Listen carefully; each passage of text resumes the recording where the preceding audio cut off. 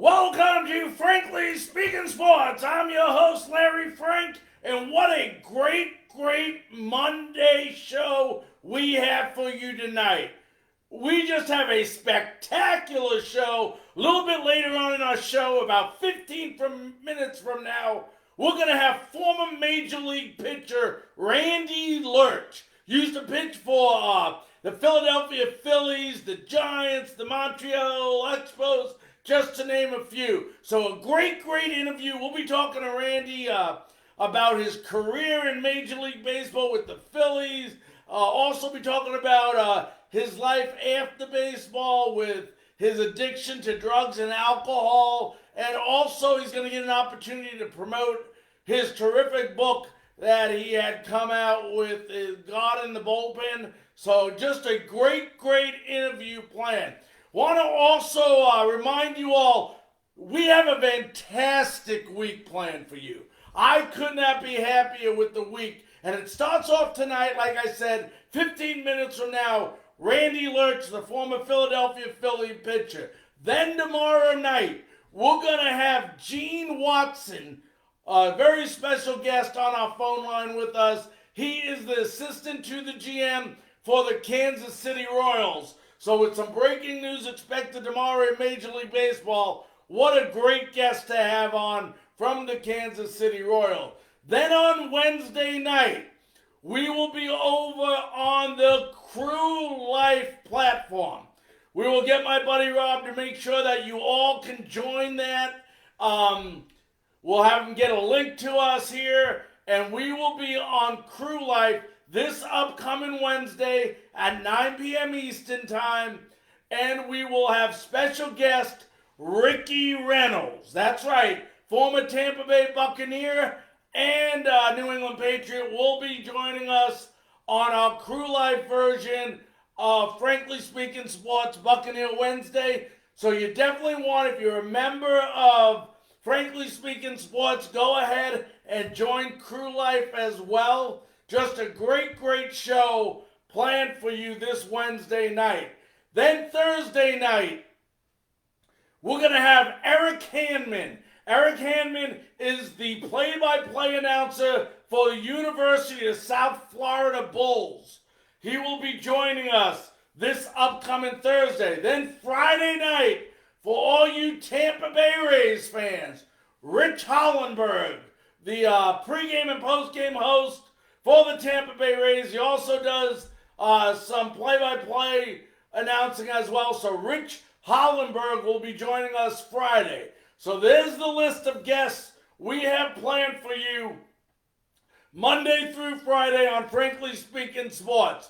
Also want to remind you next week, and we'll get into this a little bit further as we get towards the end of the week, we already have Chip Carey planned for next Tuesday night to join us on Frankly Speaking Live. He is the grandson of Harry Carey and the son of Skip Carey. He does Fox Television as well, and he covers the Atlanta Brave games as well. So he'll be joining us next Tuesday. So just a lot of great guests for you this upcoming week and next upcoming week. Once again, I do want to remind you about Wednesday night. We will be over on the Crew Life C4L Productions podcast. And we will ask Rob Thompson when we get a moment to go ahead and put that on Frankly Speaking Sports, the link, so that you can all watch our interview with Ricky Reynolds coming up this Wednesday night. So just a great week. I couldn't have been happier. We're about 10 minutes away from Randy Lerch, former Major League pitcher, joining us. And if you're just tuning in, it just came down about an hour ago that, and no surprise to me, the Major League Baseball players rejected the change in offer that the owners had gone ahead and proposed to them. So as of tomorrow, 5 p.m., the commissioner will probably go ahead and implement a 60-game season. He is basically waiting on for the players two things. To sign off, the union has to sign off on the safety and health protocol. And then again, he wants to know if everybody could be at their training sites for the second wave of spring training by July 1st, which is a week from this Wednesday. So although they did not go ahead and approve the owner's new proposal, now remember something. The players did agree. I repeat, they did come to an agreement with the owners back in March. So it's not the owners who have not come to agreement. The issue here has been the owners constantly wanted to change that agreement. And I think Trevor Bauer of the Reds put it best when he said, this is not the time right now that we should be fighting over negotiation. That comes in December of 2021. We can go all out, give it our best, beat the you-know-what out of each other as far as verbally when that time comes. But now's the time to play baseball. And I agree with Trevor Bauer. So what's going to happen here now that this was rejected, it's real simple. There is going to be a baseball season. So all you fans out there wondering, it will be announced at 5 p.m. tomorrow. The commissioner will go ahead, implement. He has agreed to implement a 60-game season. So he is going to do some goodwill there for the players. Go with a 60-game season. And then, all the players have to do is agree on the safety and health protocols. And, it's a real difficult time right now. And I think everybody's starting to realize that it's getting down to the nitty-gritty. And if these players and owners don't come up with something real quick, there's not going to be a season. So you'll see by 5 o'clock tomorrow, I would say there's probably an 80 to 100% chance a 60-game season is announced by the commissioner based on the old agreement that happened in March. So you'll see the wave, the universal DH will not be used in 2021 as the owners were trying to get. So you'll just go ahead and see that. So tomorrow night, 5 p.m., an announcement that the Major League Baseball season probably will be resuming beginning July 1st, and that will be granted by the Commissioner of Major League Baseball.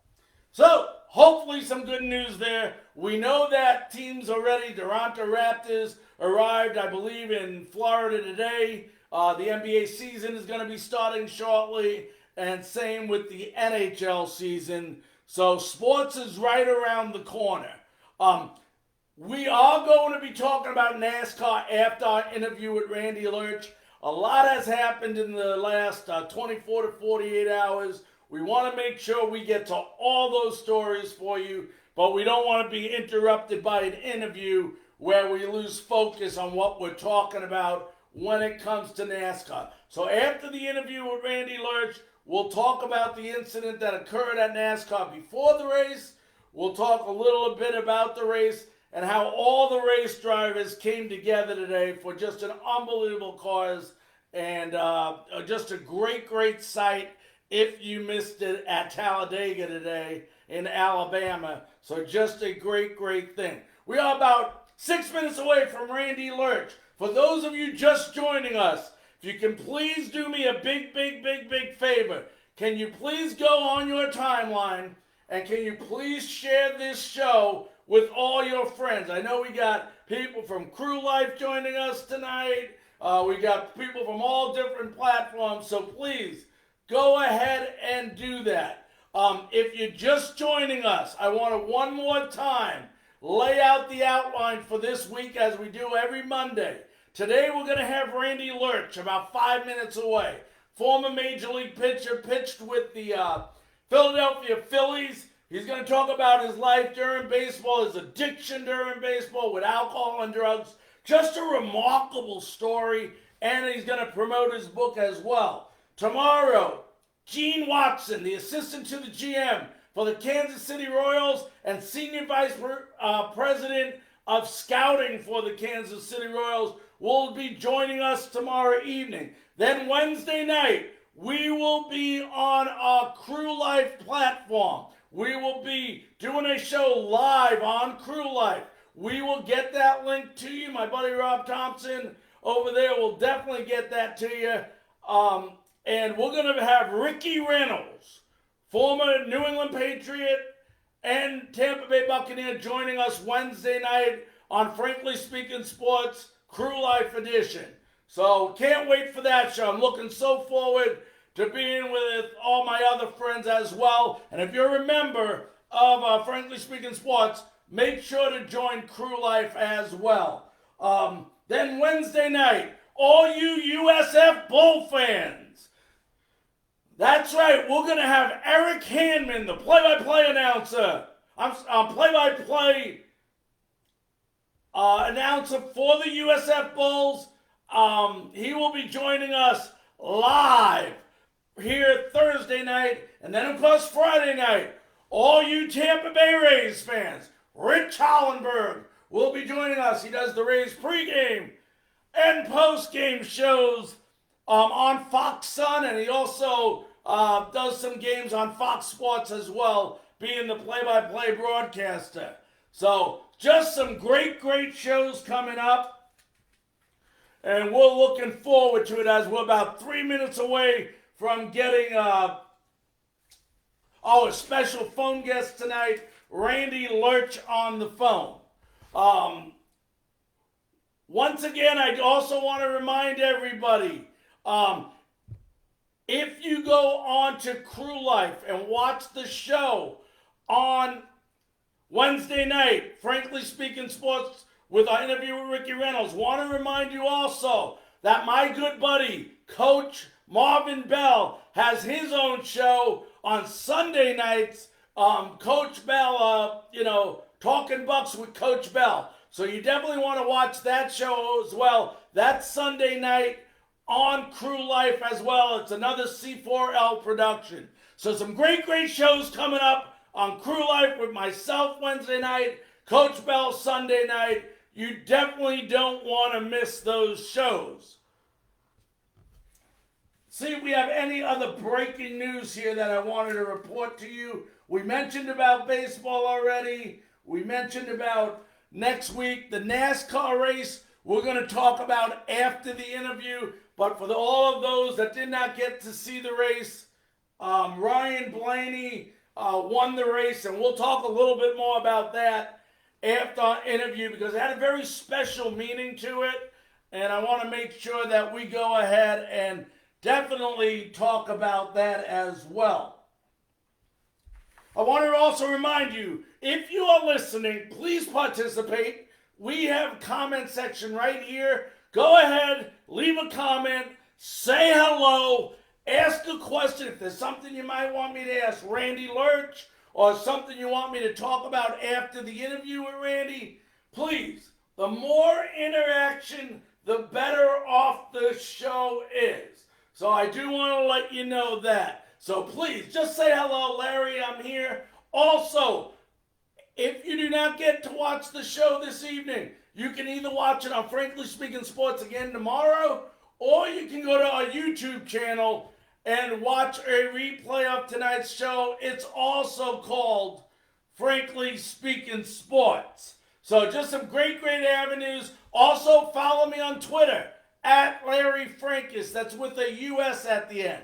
We're about 30 seconds away from having our buddy Randy Lerch on the phone. A great story. And, Randy played with some terrific guys. He played with Mike Schmidt, Greg Luzinski, Pete Rose, and others, Ted Sizemore. Just some great players. Also Steve Carlton, Tug McGraw, Larry Christensen. Just some great athletes that he played with. So we're going to ask him some questions in regards to that as well. Let's go ahead and get Randy on the phone.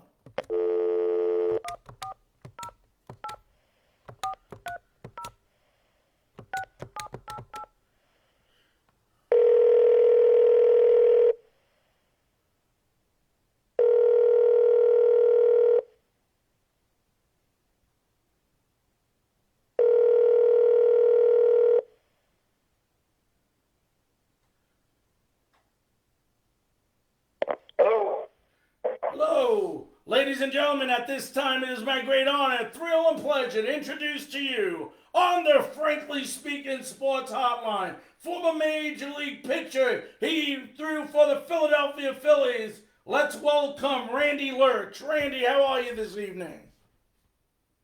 Oh, great. How's everybody doing out there?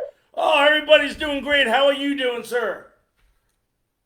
We're ready to rock and roll, that's for sure, and talk to have some fun. How about that one?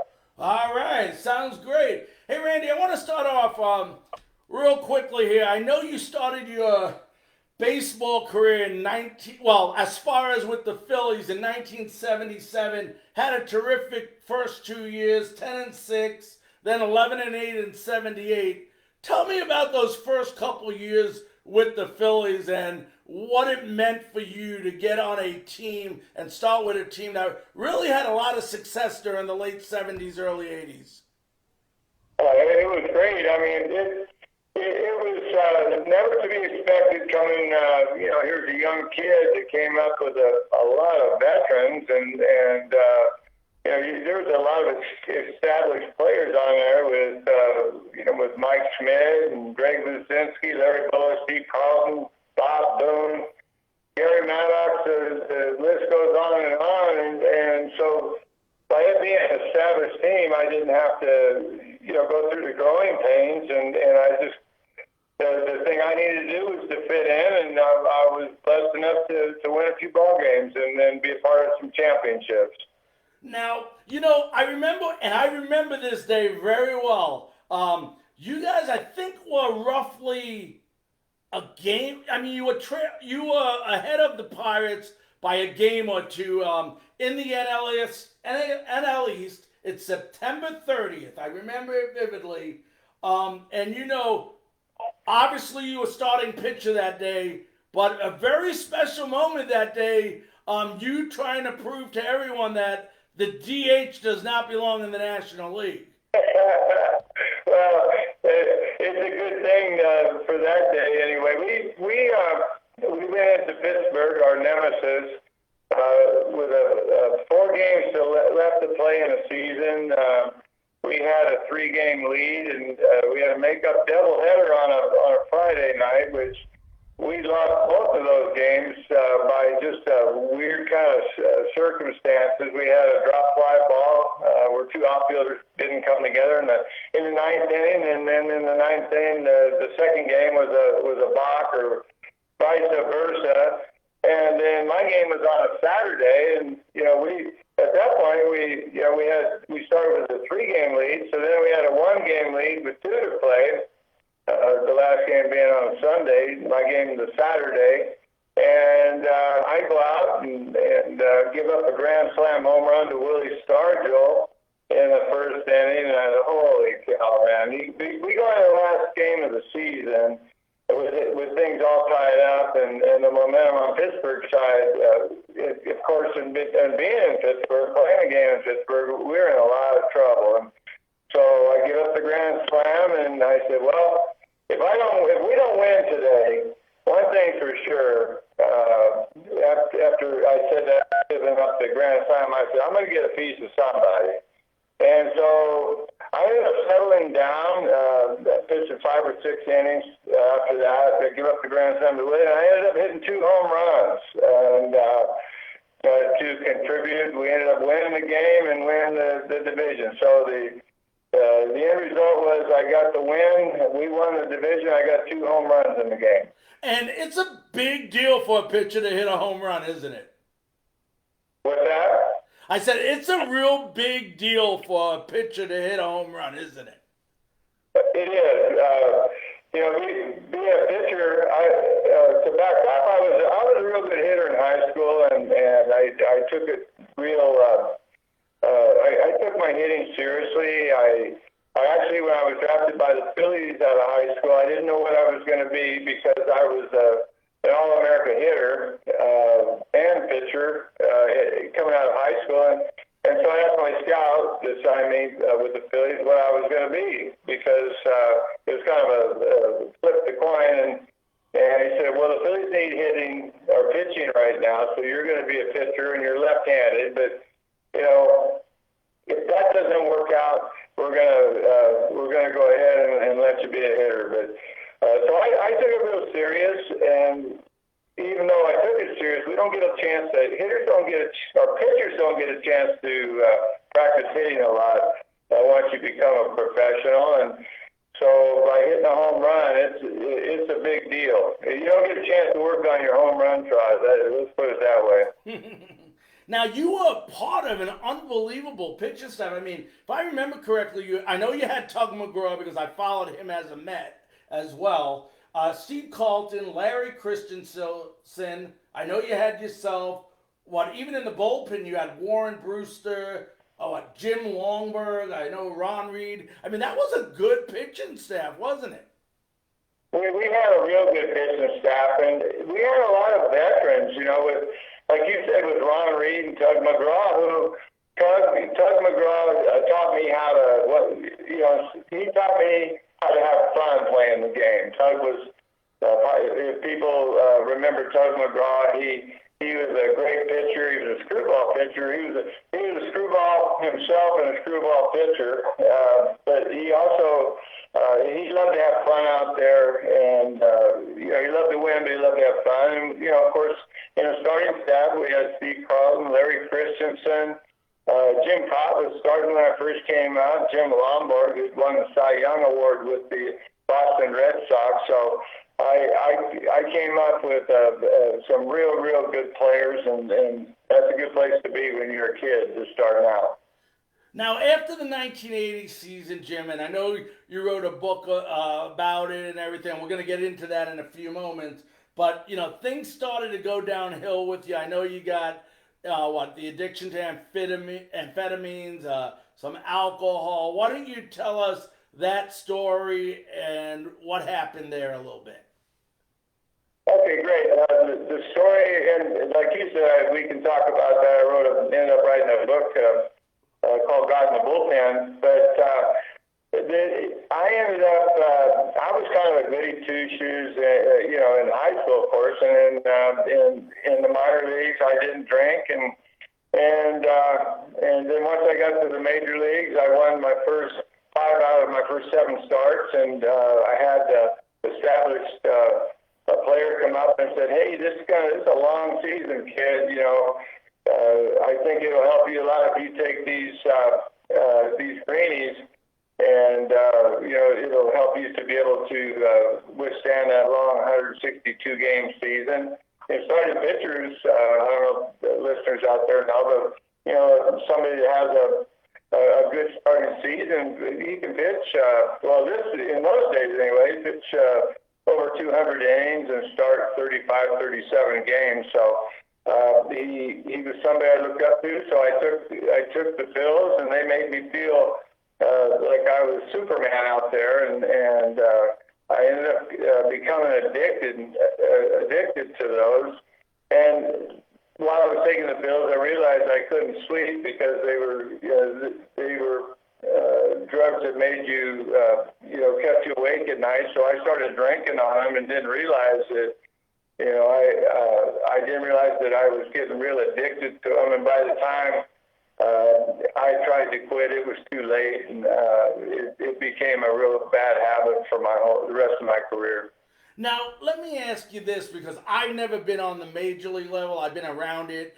I was with, I had an opportunity to be with the Yankees in the late 80s. But explain to our listeners, because I don't really think they realize that once a player gets to the major leagues, because minor league baseball, I mean, there's no better word. Yes, you may enjoy it, but it's a terrible life. And, there's no money involved in minor league baseball. Talk about the pressure there is once you make that transition to the major leagues for a young kid to go ahead and stay there. Yeah, that's a great question, Larry. And the thing about playing, once you make it to the major league, just think about it. You've spent your whole life trying to fulfill a kid's dream. And then you get there, and there's so much pressure to want to stay there. And there is so many players that have come from all over United States and parts of the world that want to take your job. And so many times you go out there and you better, first of all, perform well, and you better perform and you better not get hurt, because there's always someone to take your spot. So you've worked so hard to get there all those years, and the last thing you want to do is to not stay there. So you go under, you have a tremendous amount of pressure, and you play a lot of times when you're hurt out there and not feeling the best you could, but you do it anyway. Now, Larry Boas said he read your book, who was a teammate of yours, obviously, and he said when he was on the field, he knew you might have, drank a little bit like the rest of the guys, but he never realized that the issue you were having was that extensive. Is this a type of addiction where, unless people actually see you going through this personally, that there's really no signs of it where people could tell? I think it's a kind of addiction. Larry and I knew each other on the field, but he didn't know me that well because he was an infielder. So, and me being a starting pitcher, we hung out with the starting staff, and with Larry, being an infielder, like I said, I didn't know Larry that good, except we were teammates and the starting pitchers, but. What happens is these were amphetamines. These were pills that kind of made you real hyped up, and the times that you would really notice it is after the game, when you were not taking care of yourself and staying up all hours of the night and drinking. So he just pitching every fifth day, and you probably wouldn't notice that. So I understand that Larry didn't see it that much. Now, your book came out, in 2019, am I correct? Yes. So what made you wait till after something obviously you had to think about writing the book, and all these years later you come out with this book. Why did you wait so long, and what made you finally get to the point where you say, I want to go ahead and do this book?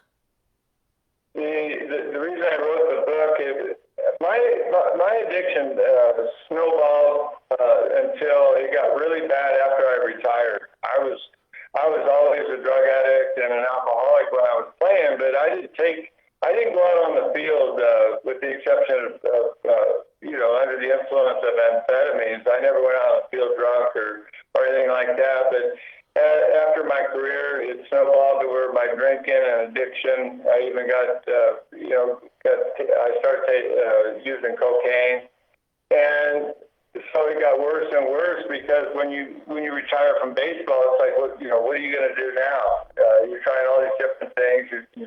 I didn't make a lot of money in those days, so I was trying a lot of ways to make money, and I kept drinking, and to the point where I ended up getting cirrhosis of the liver.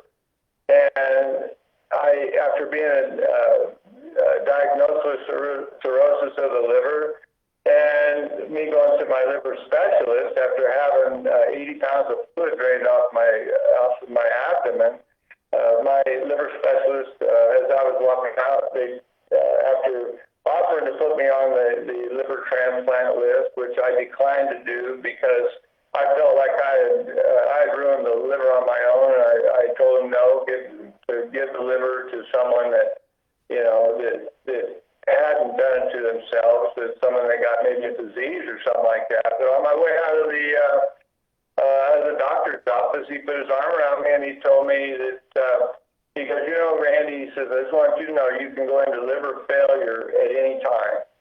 And when I walked through, when he got done telling me that, and it sunk in, I realized that I was a walking dead man. And I'd gotten on the internet, found out exactly what the cirrhosis meant, and it's basically a death sentence. And there's no cure for it. You damage your liver to the point where it doesn't come back. It's like a scar on your arm after you cut yourself real bad.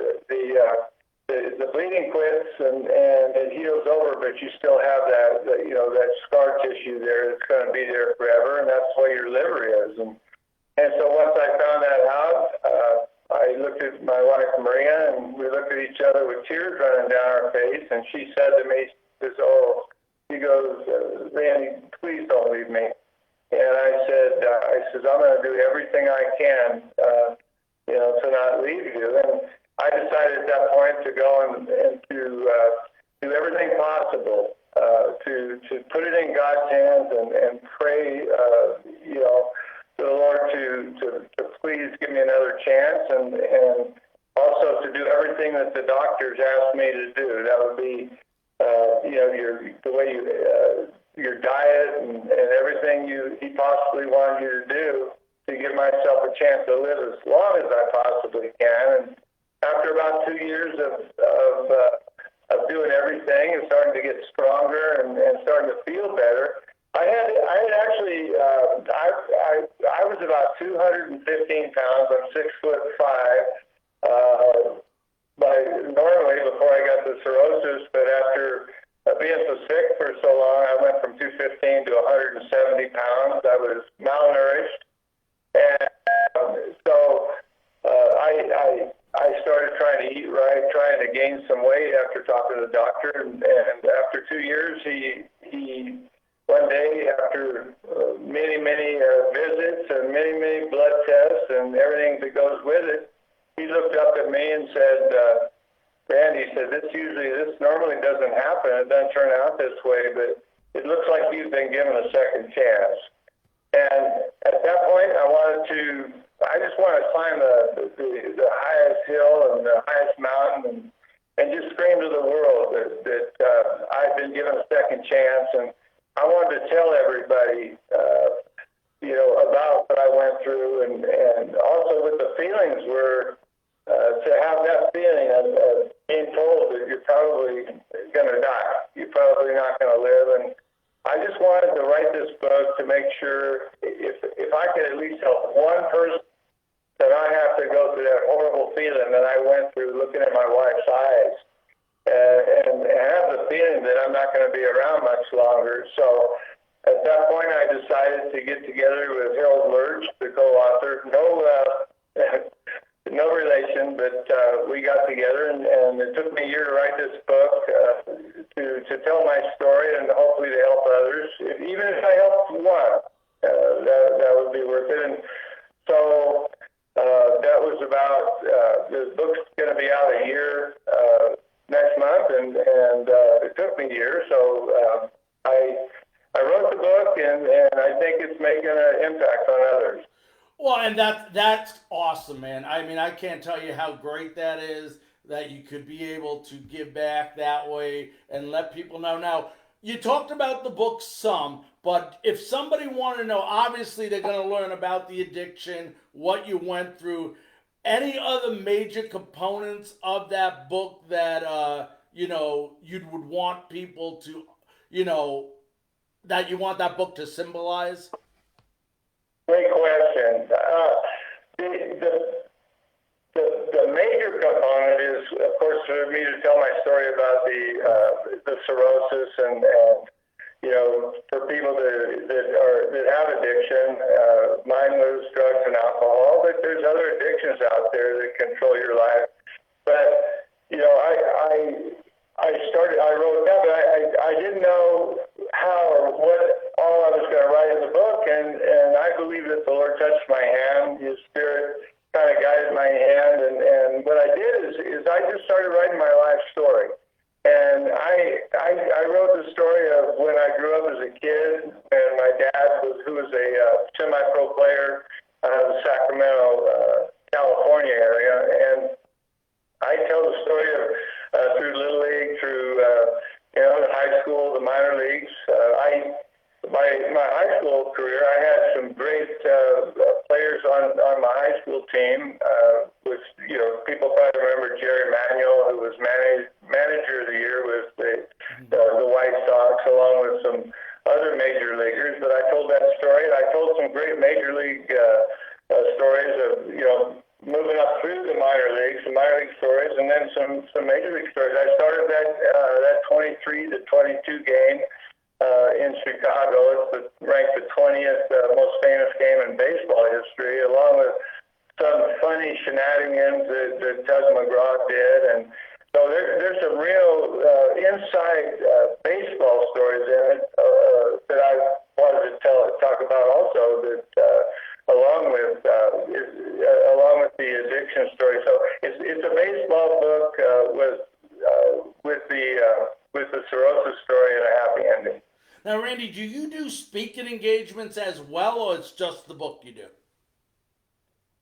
I am in the process of let me back up. I had 5 speaking engagements lined up that were already they're already booked in my area before this darn pandemic. Right. And so they got canceled.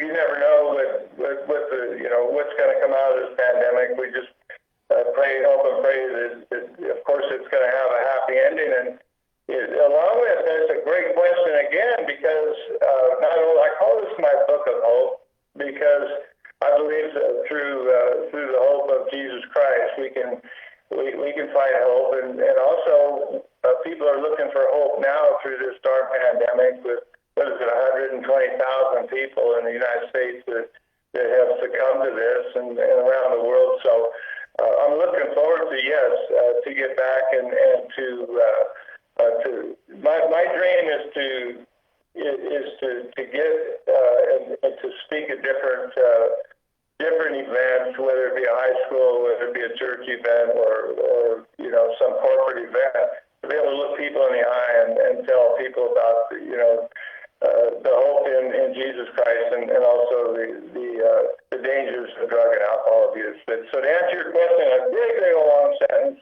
yes, I do want to do that as soon as things get safe out there. We are talking to Randy Lerch, former Major League pitcher. Randy, let me ask you this.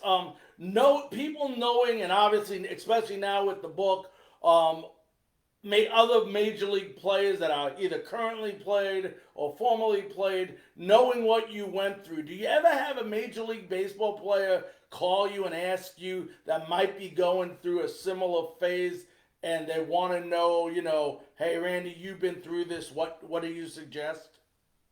Yes, there has been, and I didn't quite know how I was going to promote the book. So Harold Lerch and I self-published it. Any publishers out there that want to publish my book, I'm ready. But no, what I did is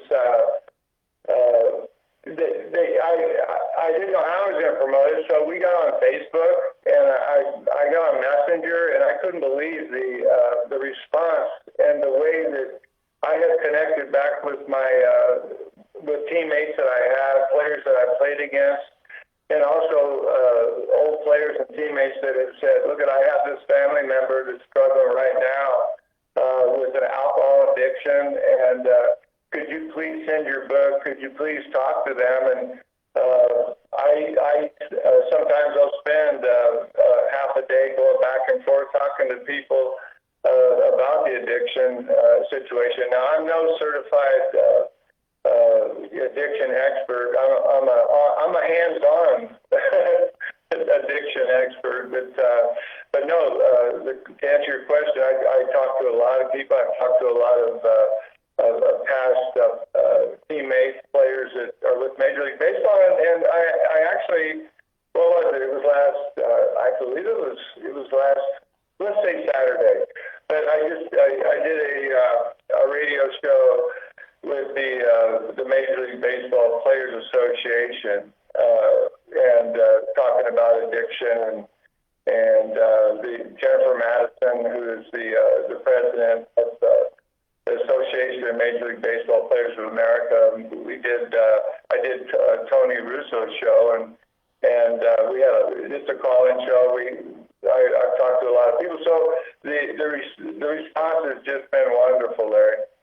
So let me ask you this: if I'm a young athlete, I'm going through the minor leagues, and obviously you know all the trouble going on in the minor leagues today with the releasing of players and the amount of money they're getting paid or not getting paid, however you want to word that. For someone who is transitioning to the major leagues, and they say, there is just so much pressure on me right now. What kind of advice would you give that young, whether it's a pitcher or a position player? Well, yes, you're right.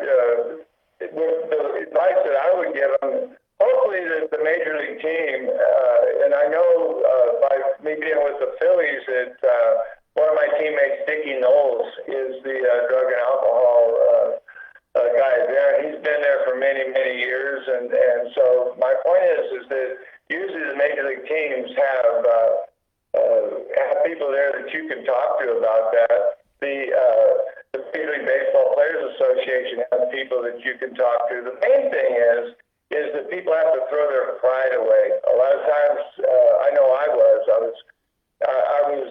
intimidated about saying anything, that I was drinking too much or taking drugs or greenies or anything like that.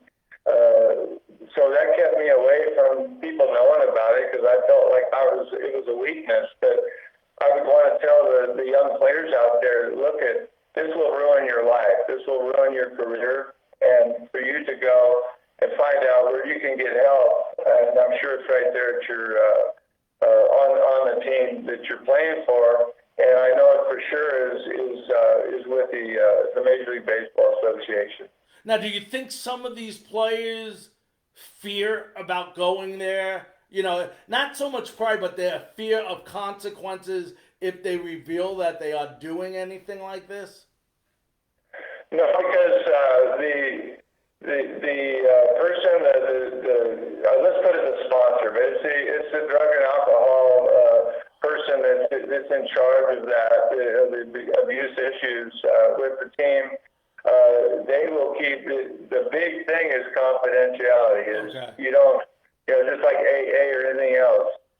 Just think if people knew that you were gonna, if they went in and told them that they confided in you and you spilled the beans on them, the last thing they would do is go back and tell the word would get out, and the last thing they would do is tell anyone that they needed help. So these people will work with you. They'll get you the help you need. And I'm talking to anyone that's listening in, whether you're a baseball player or someone that's not a professional athlete, but just an everyday person that works hard for a living.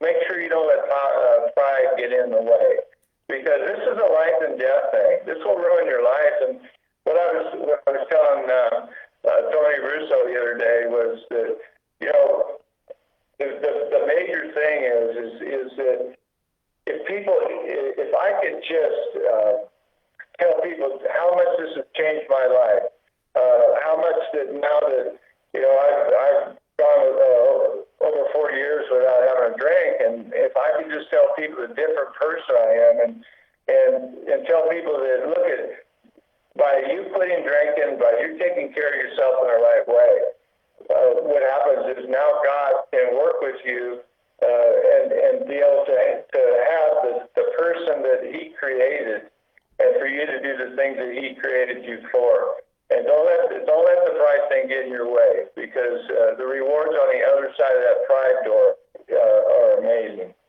Now, before I let you go, Randy, why don't you tell all our listeners who are listening tonight and who will be listening on replay as well, where they can go about getting your book, how to go about and get your book?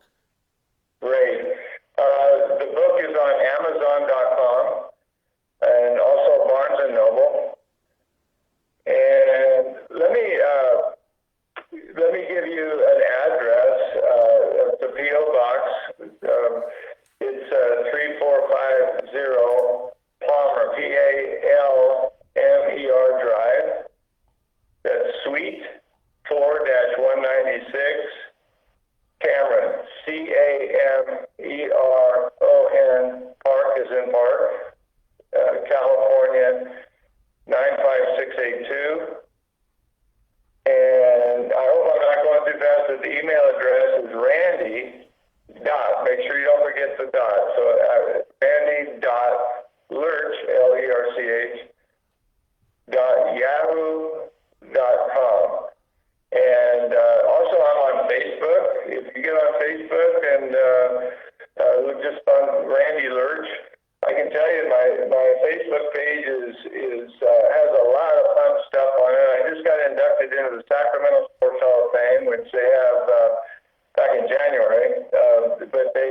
the speech and all that stuff.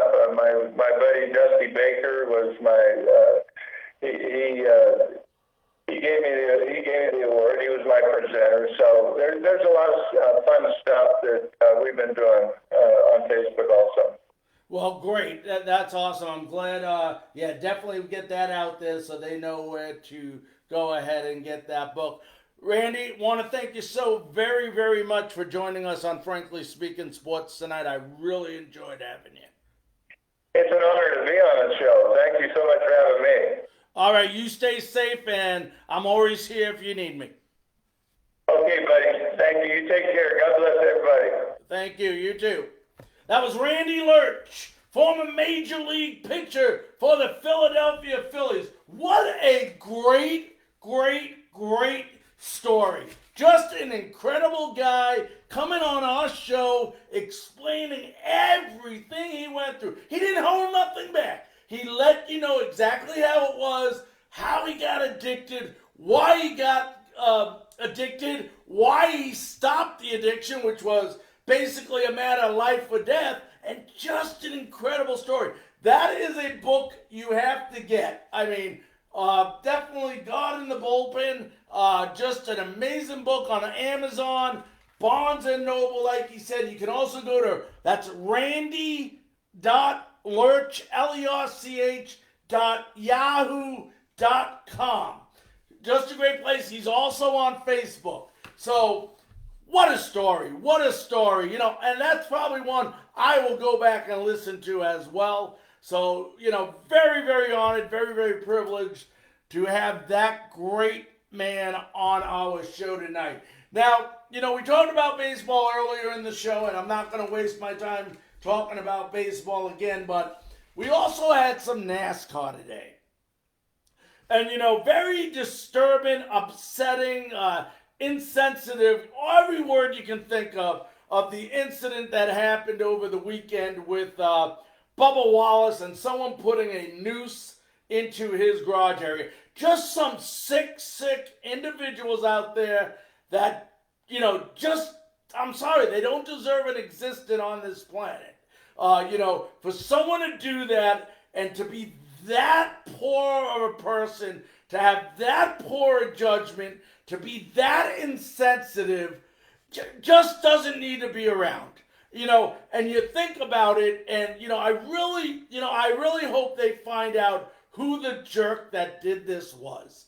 Because, you know, just when NASCAR is trying to do everything right, trying to do everything socially right, you know, get their sport to be, you know, respected and, you know, comfortable for everybody involved, some idiot like this does something like that. And what bothers me about this, there was only restricted a number of people on that track, especially with this COVID-19 virus going on, which leads, and I hate to say it, it leads you to believe that it's somebody involved in NASCAR or somebody at that track, which is part of NASCAR at Talladega. But for somebody to be so insensitive and just so hateful just pisses me off.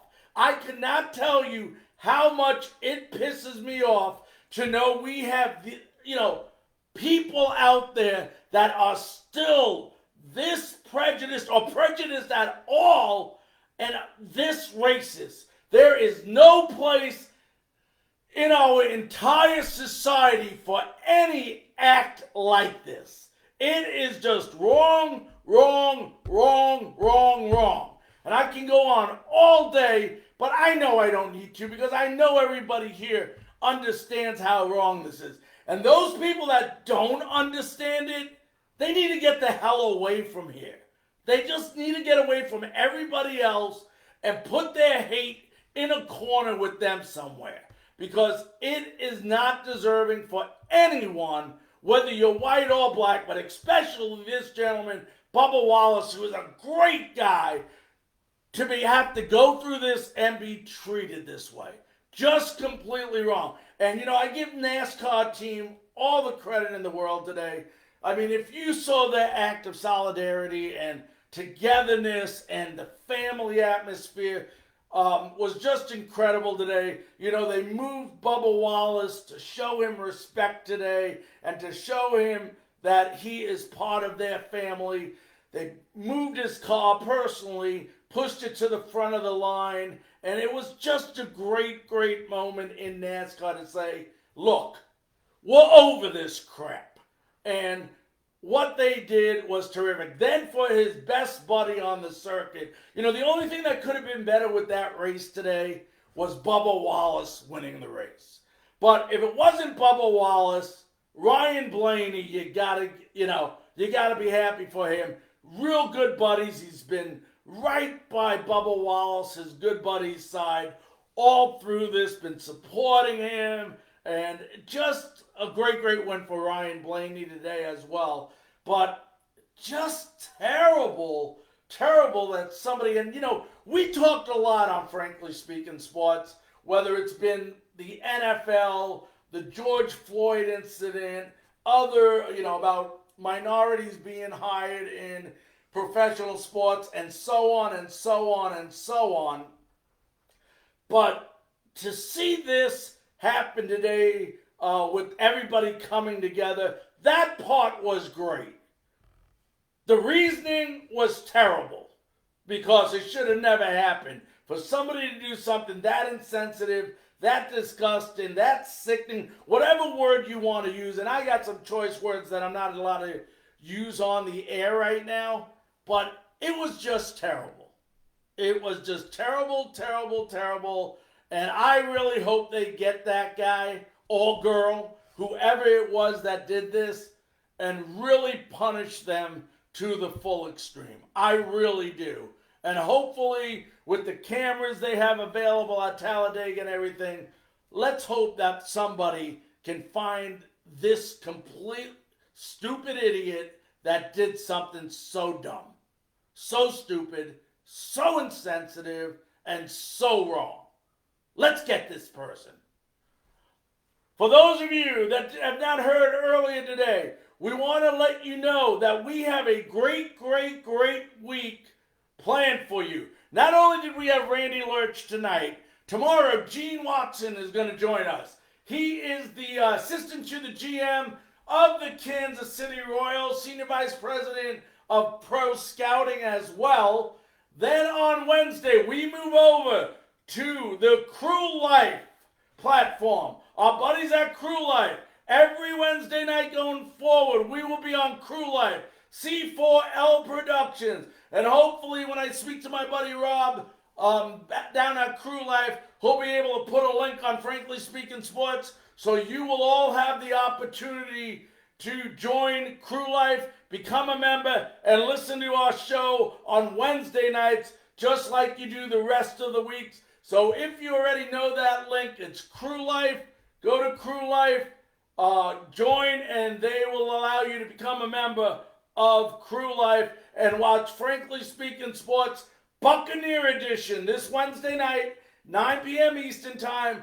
Our very special guest for the first one is going to be former Tampa Bay Buccaneer and New England Patriot football player Ricky Reynolds. That's right, Ricky Reynolds will be joining us live.